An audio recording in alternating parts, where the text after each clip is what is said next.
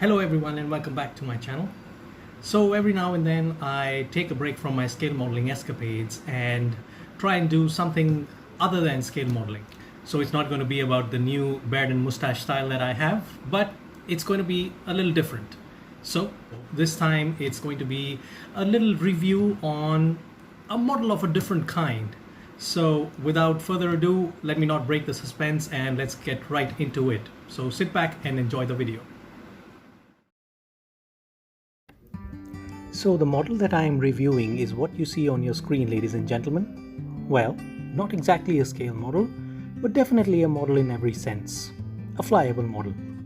It's a concept that one of my fellow modelers is working on, and the concept may not be new, but it's the first of its kind that is being showcased in this way, at least in India. So what you're seeing on your screen is basically a model, and very much a flyable model of a rocket-powered fighter aircraft. So when I say it's rocket-powered, it does not mean it's powered by the actual ramjet or a solid rocket propellant, but by a solid explosive propellant, which is the gunpowder-based explosive used in firecrackers that we use on the festival of Diwali. Surprising, isn't it? You must be wondering if this thing even flies, but trust me, it does. And I will show you some footage of that shortly. But first, let's talk a bit about the construction of the model. So the model is basically constructed out of a combination of aluminum sheet and wood, balsa wood to be precise, which is a very lightweight wood that is used as a standard in the construction of aero models. The wood is so light that it can sustain itself in the air for quite a while, nearly 5 to 15 seconds if propelled appropriately. The aluminum sheet is of 0.2 mm or 0.3 mm thickness, and we'll see practically how these things have been put into use while constructing this model. So this is the nose of the model with balsa wood underneath and covered by an aluminum sheet, and there's a reason for it which we will learn as we move ahead.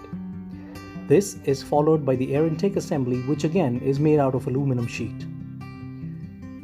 Moving on to the canopy, this is simply a carving of balsa wood covered by tape to give it that black look. This can even be painted. Here's a look at the wing structure of the model, and this is the ever popular delta wing profile. Again, this is all made of balsa wood with the exception of an aluminum sheet covering on the leading edge of the wing. This aluminum sheet is put in order to give strength to the wings and also to ensure that the leading edge gets an airfoil section to sustain flight. The dimensions of the wing are designed so that it can sustain gliding flight for almost 10 to 15 seconds after the rocket is burnt out. The wing has control surfaces carved out in the balsa wood itself. These control surfaces can be pre-adjusted before flight in order to achieve different angle of attack configurations.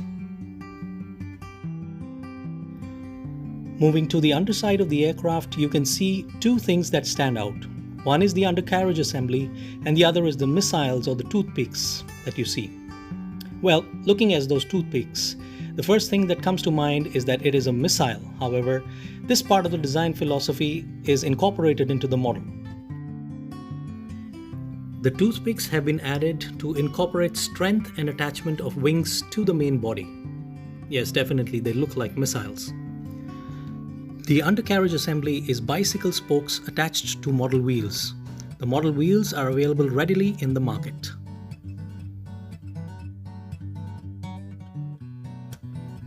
Finally, we move to the main powerhouse of the model, which is this roller pipe made of aluminum alloy. The thickness of this is around 0.5 mm, and this hollow pipe is what houses the rocket fuel. Well, rather rocket explosive fuel. The rocket is simply lighted with a matchstick or lighter and propels the model forward.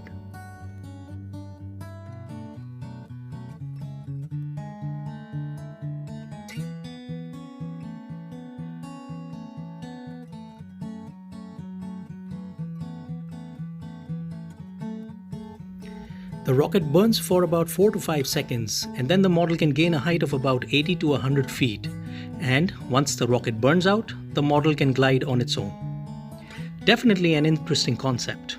The tools used for the entire construction of this model are cheaply available cutting knives, sandpaper, and the famous hacksaw.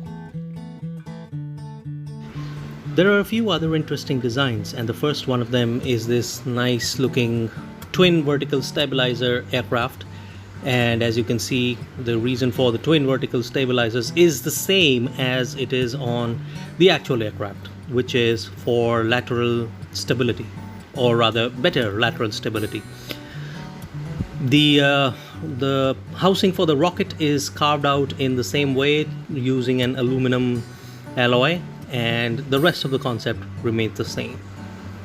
Here's another nice little concept, and this is that of a swing wing fighter like the MiG-23s and MiG-27s used in the Indian Air Force.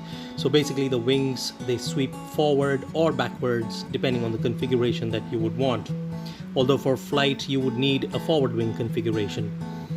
Now the wings are held together by rubber bands on the underside, and I'll just flip it around and make you take a look at it. There you go. All that was very interesting, isn't it? So, I finally bring my rant to a closure by showing you the actual footage of the concept in action. Hope you learned something new today. Thank you for watching.